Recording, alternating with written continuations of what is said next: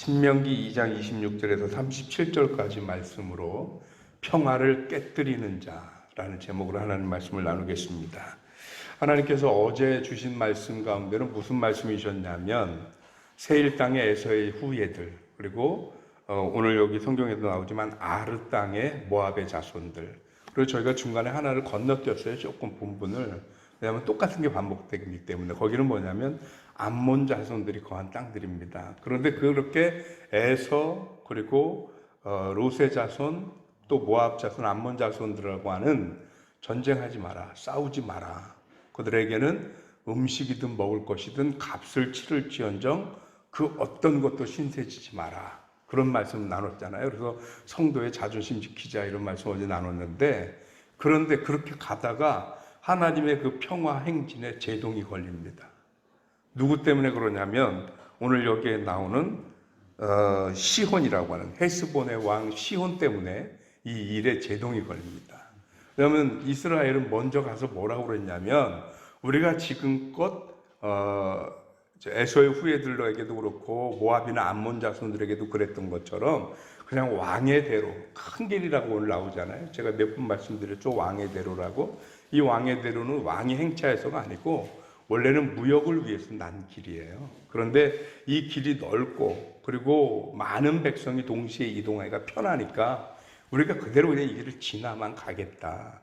그래서 지나가는 길에 우리가 없어서 너희 것을 사먹겠다는 게 아니라 혹여라도 실수라도 너희 것을 망가뜨리거나 아니면 우리 백성들이 워낙 많은 숫자가 이동하다 보니까 물이라도 한 모금 만약에 먹는다면 그 모든 값을 치르겠다. 이 얘기는 다른 말로 평화를 제언하는 거잖아요. 앞으로 평화롭게 지내고 절대로 너희들과 전쟁을 하거나 싸우지 않을 것이다 라고 일종의 화친을 제안하는 건데, 그런데 이 시혼이 그것을 거절했습니다. 단순 거절이 아닙니다. 왜 그러냐면 처음에도 에서의 자손들은 어떻게 했냐면 백성들을 데리고 와서 과연 이스라엘이 진짜 그냥 지나가는지 안 지나가는지 진을 치고 지켜보고 있었다고요. 왜냐하면 에서의 자손들은 첫 번째로 경험을 한 거기 때문에. 그런데 이 시온은 백성들을 다 데리고 와서 진을 치고 기다린 게 아니고 이스라엘을 쳐들어왔습니다. 전쟁을 일으킨 거죠. 먼저 도발을 한 겁니다. 그런데 이렇게 먼저 도발을 했다는 얘기는 다른 말로 뭐가 되냐? 이스라엘 백성들을 도발했다는 게 아닙니다. 왜 그러냐면 이스라엘은 어디를 가든 어떤 전쟁을 하든 그들의 전면에 내세우는 게 누구예요? 하나님입니다.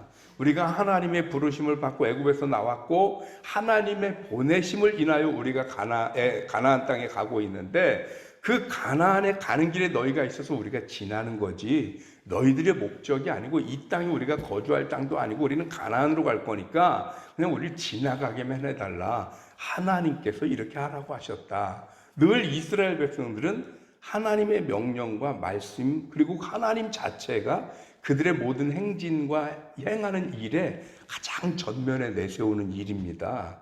그러니까 이스라엘을 도발했다, 이 얘기는 다른 말로 하나님을 도발했다라는 뜻이 됩니다. 그런데 거기에 더 한 가지 더하는 것은 뭐냐? 평화를 제안하는 자들에게 그 평화를 받아들이지 않고 그 평화를 깨뜨리면서 전쟁과 다툼을 도발했다라는 겁니다. 이 시온이. 하나님은요, 평화를 사랑하십니다. 왜 그러냐면 하나님은, 성경에 보면 뭐라고? 하나님은 뭐라고요? 사랑이시라 그랬잖아. 하나님은 기본적으로 사랑이 하나님이 가지고 있는 성품 중에 가장 우선하는 성품입니다. 그러니까 사람들이가 됐든 누가 됐든 그 사랑을 기반으로 하는 평화와 평안을 바라시는 분이지 다투고 싸우는 걸 원하는 분이 아니에요. 그러니까 에서의 자손들이든 암몬이든 모압이든 싸우지 마라, 싸우지 마라. 하나님은 싸우는 걸 원하는 분이 아닙니다. 기억하십시오. 하나님은 분쟁과 싸우는 걸 원하는 분이 아니십니다. 그러니까 평화해라 라고 얘기를 하는데 그 평화를 시온이 깨뜨렸단 말이죠. 그래서 이 평화를 깨뜨린 시온에게 하나님이 어떻게 처분을 내리시냐면 이스라엘 백성들을 향해서 가라. 원래 계획이 있었는지 없었는지 모르겠지만 다른 땅은 너희가 차지하지 못해도 이 시온이 가지고 있었던 땅은 너희들에게 기업으로 주리라. 시온의 땅도 이스라엘에게 주게 됩니다. 그래서 이 땅을 차지하게 됩니다. 뿐만 아니라 하나님의 진노는 거기에 머무르지 않고 이 모든 백성을 다 물리치되 어떻게 하냐면 완전히 진멸하라 라고 얘기합니다. 끝까지 단 한 명도 남기지 않고 토벌하는 게 진멸입니다. 이게 평화를 깨뜨리는 자에 대한 처분입니다. 바라기는 우리 믿는 성도들은 평화를 지키는 사람들이 되어져야 할 줄로 믿습니다. 여러분들 너무 잘 아시는 주여 나를 평화의 도구로 써주소서. 교회 다니는 분들 집에는요 그 액자가 언젠가는 한번 꼭 달린 적이 있었을 거예요.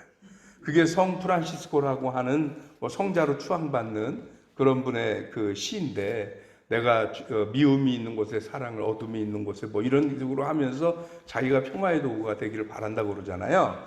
성 프란시스코만이 아니고 모든 믿는 성도들은 하나님의 자손인 이상, 또 하나님의 백성인 이상 우리는 평화를 구하는 자들이어야 하고 그 또 평화를 추구하는 자들이 되어야 합니다. 또 평화를 지켜내는 자들이 되어야 하기도 합니다. 왜냐하면 우리는 하나님의 백성이니까. 그래서 하나님은 평화를 사랑하는 자를 사랑하십니다. 이게 참 이상한 건데요. 부모는 저 같은 경우도 그렇더라고요. 제가 우리 아이들이 나한테 어떻게 공교롭게도 다 딸이라서 되게 안타까웠어요. 왜냐하면 딸이면 지 엄마를 좀 닮았으면 좋겠는데 이게 왜 날 닮아가지고, 아들도 날 닮으면 좀 부담스러운 외모인데 근데 딸이 날 닮으니까 이게 참 미안하기도 하고 아빠가 미안하다. 그래서 가끔 우리 아이들한테 그래요. 어쩌고 저쩌고 해서 눈이 어떻고 그러면 아빠가 미안해. 아빠가 넌 아빠 탓이다. 그냥 그러고 마는데, 근데 그거 아십니까? 못생겼어도 날 닮으니까 기분 좋더라고요. 만약에 뒤집어서요, 나 안 닮고 남 닮았어 봐요. 이거 문제, 심각한 문제 아닙니까 이거? 자, 하나님이 하나님의 백성들을 사랑하셔서 핏값으로 하나님의 성도를 삼으셨습니다. 근데 그 성도들이 하나님을 닮으면 하나님이 얼마나 좋으시겠어요. 근데 하나님을 안 닮고 맨날 하는 게 하나님하고 전혀 상관없는 사탄의 노름에 놀아나서 평화하지 않고 맨날 다투고 미워하고 시기하고 싸우고 소리 지르고, 하나님 기쁘시겠냐고요. 잘났고 못났고 나 닮은 구석이 있어야 그 자식이 예쁘지, 나하고 전혀 안 닮아서 맨 싸우는 일, 하나님에게서 잘 나타나지 않는 일이잖아요. 하나님에게는 없는 모습만 보이고 산다면 그게 부모된 입장에서 그게 그렇게 반가운 일 아니라니까요. 하나님 입장에서 반가울 일이 아니란 얘기입니다. 우리가 하나님의 자녀고 하나님의 백성이면 우리의 삶에서 하나님의 모습과 형상이 자꾸 나타나야지. 그런데 자꾸 우리들의 모습에서 하나님의 형상이 아니라 세상과 추함과 악함과 분쟁, 이런 것들이 더 많이 나타난다면 그거는 하나님이 기뻐하시는 삶이 아닙니다. 제가 좋게 표현하니까 하나님이 기뻐하지 않습니다 그랬지, 시온에게는 평화를 깨뜨리는 대가로 하나님이 멸망을 내리신 거예요. 우리에게는 만일 우리가 평화를 깨뜨린다면, 만일 내가 어떤 갈등과 분쟁과 싸움과 전쟁의 원인이 되어진다고 한다면, 그러면 나에게는 어떤 처분이 내려질지 어떻게 알아요? 바라긴 저와 여러분들이 하나님 안에서 평화를 깨뜨리는 자가 아니라 오히려 우리 믿는 성도로서 평화를 지켜내는 저와 여러분들이 되시기를 주님의 이름으로 축원합니다. 기도하겠습니다. 하나님은 사랑이셔서 싸우고 다투고 갈등하고 분쟁하기보다는 서로 이해하고 덮어주고 사랑하고 하나 되고 평화하는 것을 더 많이 원하셨고 더 많이 기대하셨으리라 믿습니다. 그런데 오늘 헤브론 왕 시온이 그의 그 성정을 가지고 이스라엘과 하나님이 제안하는 평화의 제안을 거절하고 끝내 도발하면서 전쟁과 분쟁과 갈등을 일으키는 모습 때문에 하나님으로부터 버림받는 모습을 봅니다.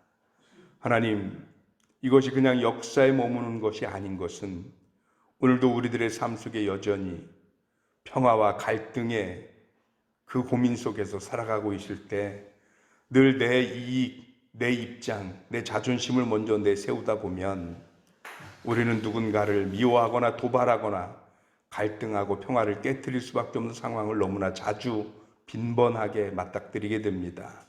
그러나 하나님, 우리는 하나님의 백성이고 하나님의 자녀입니다. 내가 참고 견뎌서, 내가 타고, 내가 희생해서 그 갈등이 봉합되고 그 분쟁이 해결이 되며 전쟁이 아닌 평화가 올 수 있다고 한다면 우리는 하나님의 자녀답게, 하나님의 백성답게 예수께서 당신이 죽어 우리에게 평화를 가져오신 것처럼 우리가 희생하고 우리가 양보해서 평화의 산물을 가져와야 하지 않을까 싶습니다. 오늘 하나님의 백성됨의 도리로서 그 평화를 이루는 주의 백성들 되게 하여 주옵소서. 오늘도 살아가는 성도들 이 예배를 마치고 다시 세상에서 땀 흘리고 살아갈 때 맞닥뜨리는 수없이 많은 현실 속에서 평화의 사도로 살아갈 수 있도록 주께서 함께 하시고 성령이 도와주시기를 간절히 바라고 원합니다. 귀한 예물 드린 정윤미 권사님 계십니다. 이 예물 받으시옵고 그 가정 축복하시며 저가 담아 하나님 앞에 함께 올린 그 기도의 제목에 하나님의 응답을 허락하여 주옵소서. 오늘 이 아침 기도하는 모든 권속들의 기도가 하늘의 보좌를 움직이는 기도 되도록 주님 인도하시길 원하옵고 우리 주님 예수 그리스도 이름으로 기도하옵나이다. 아멘.